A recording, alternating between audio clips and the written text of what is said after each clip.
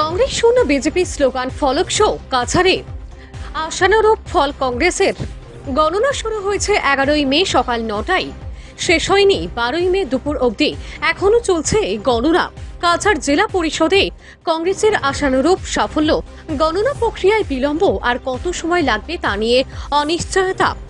বিরোধী দলনেতা তথা প্রাক্তন উপাধ্যক্ষ আমিনুল ইসলামের মন্তব্য প্রশাসনিক ব্যবস্থার উপর। এই যে বিজেপি যেটা ডাক দিয়েছে যে কংগ্রেস মুক্ত করবে, কংগ্রেস মুক্ত হবে এই পঞ্চায়েত নির্বাচনে, ওদের ওটা স্বপন থেকে যাবে, এটা কোনোদিনও বাস্তব হবে না।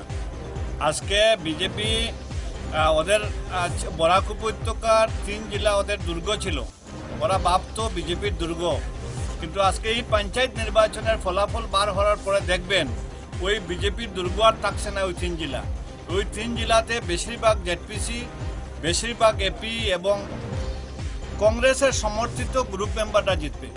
বেশিরভাগ জিপিতে কংগ্রেসের সমর্থিত জিপি প্রেসিডেন্ট গঠন হবে। এই 3 জেলাতে কংগ্রেসের দুর্গ থাকবে না। আগামীতে দেখবেন ওই এর প্রতিফলনটা 2026-এ ঘটবে। আগামী 26-এ দেখবেন 13টা সমষ্টির ভিতরে 9টা সমষ্টি কংগ্রেস জিতবে। এবার আপনার কাছাড় জেলার 25টা আসন জেলা পরিষদে রয়েছে, তার মধ্যে আপনাদের দখলে কতটা আসার সম্ভাবনা আছে? আমাদের কংগ্রেসের 11 থেকে 12টা সিট আছে। আপনার সোনাই বিধানসভা সমষ্টিতে কতটা মনে হয়? সোনাই 4টা আছে, 4টা আছে। তো আপনি মনে করছেন যে আশাতীত ফল বরাক উপত্যকায় লাভ করবে? খুব ভালো হবে, কংগ্রেসের খুব ভালো হবে। কংগ্রেস বিজেপিকে মানুষ বুলার পথে। এতে অনেক জায়গায় দেখা গেছে যে বিজেপিরা বলছে কংগ্রেস বয়ে প্রার্থীই দেয় নাই, তো সেই ক্ষেত্রে আপনি কি বলতে চাই? আজকে সত্যিকারের যে বিজেপি যে গণতন্ত্রের প্রতি বিশ্বাসী নাই, তারা গণতন্ত্রে বিশ্বাস করে না, এর প্রমাণ গত পঞ্চায়েত নির্বাচনে যারা কংগ্রেসের নমিনেশন সাবমিট করেছিল এদেরকে বয় পিঠি দেখে এদের নমিনেশন উড্ড করে আনকন্টেস্টে ওরা জিতেছে, কয়েকটা সিট বার হয়েছে। কিন্তু এটা গণতন্ত্রের প্রক্রিয়া নয়। গণতন্ত্রের প্রক্রিয়া হচ্ছে নির্বাচনে প্রতিদ্বন্দ্বিতা করা। নির্বাচনে প্রতিদ্বন্দ্বিতা না করে এইরকম জেতাটা ঠিক হয়নি। কারণ এক সময় আজকে যে বিজেপির যে পজিশন, দিল্লি দিশপুরে তাদের সরকার আছে, এক সময় কংগ্রেসেরও দিল্লি দিশপুরে সরকার আসলো, ওই সময় পঞ্চায়েত নির্বাচনও হয়েছিল, কিন্তু ওই সময় কোনো সময় কংগ্রেসে বিজেপির প্রার্থীদেরকে ভয়ভীতি দেখায় উদ্ধ করেনি। বিজেপিরা খেলছে, কংগ্রেসেরা খেলছে, কংগ্রেসের জিত হয়েছে। আর এই যে ভয়ভীতি দেখে উদ্ধ করার কারণে ভোটাররা কংগ্রেসের প্রার্থীর পক্ষে ভোট দিয়েছে।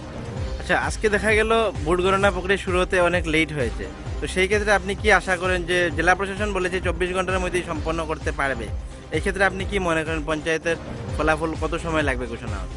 দেখেন, প্রথম রাউন্ড শুরু হয়েছে 8টা থেকে, সকাল 8টা থেকে স্টার্ট হয়েছে। ওটা শেষ হওয়ার কথা ছিল 10টার ভিতরে।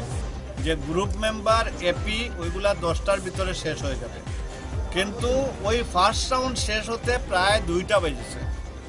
এখন আজকে এই মুহূর্তে সেকেন্ড রাউন্ড চলছে, যেটা এই মুহূর্তে 4th রাউন্ড চলার কথা, এখন চলে সেকেন্ড রাউন্ড। এটা কি কারণে জানি না, যে প্রশাসনে, জেলা প্রশাসন, পুলিশ প্রশাসন সুন্দরভাবে নির্বাচন পরিচালনা করছে, কিন্তু কাউন্টিংয়ের বেলায় কেন অত লেট হচ্ছে? আজকে যে যারা 11টার সময় কাউন্টিং হবে জেনে সকাল ঘর থেকে বাইরে হয়ে এসেছে, এখানে বহুত মহিলা প্রার্থীরাও আছেন, আজকে তাদের জন্য কোনো বাইরে কোনো প্রস্রাব পায়খানার ব্যবস্থাও করা হয়নি। ওরা কোন জায়গায় থাকবে, এরা নির্দিষ্ট সময় নিয়ে আসছিল, আজকে সকালে আসছে, এখন প্রায় 7টা বাজার পথে, এখনো পর্যন্ত তাদের গোনা কোন সময় হবে ঠিক নাই। এটা সম্পূর্ণভাবে প্রশাসন ব্যর্থ। সেই ব্যাপারে মহিলাদের সুরক্ষা বা যে ব্যাপারটা আপনি বলছেন, জেলা প্রশাসনকে অবগত করিয়েছেন বা কোনো পদক্ষেপ নেবেন? জেলা প্রশাসনকে আমরা অবগত করেছি যে বাইরে যারা ক্যান্ডিডেট এবং ক্যান্ডিডেট সমর্থিত লেডিসরা আসছে, এদের জন্য একটা ব্যবস্থা করুন, এরা যাতে প্রস্রাব পায়খানা যেতে পারে, ওদের জন্য ওয়াশরুম থাকে, এর ব্যবস্থা করার প্রয়োজন ছিল, কেন জেলা প্রশাসন করেনি? ওরা এখন যাওয়ার বিধান অসুবিধা হচ্ছে, কেউ হয়তো রিটার্ন মানে ওরা ঘরে ফিরছে, এর জন্য এটা কি কারণে গাফলতি করলো প্রশাসন, নিশ্চয়ই এটা করার প্রয়োজন ছিল। নিউজ ডেস্ক রিপোর্ট, যুব বিচিত্রা ডিজিটাল।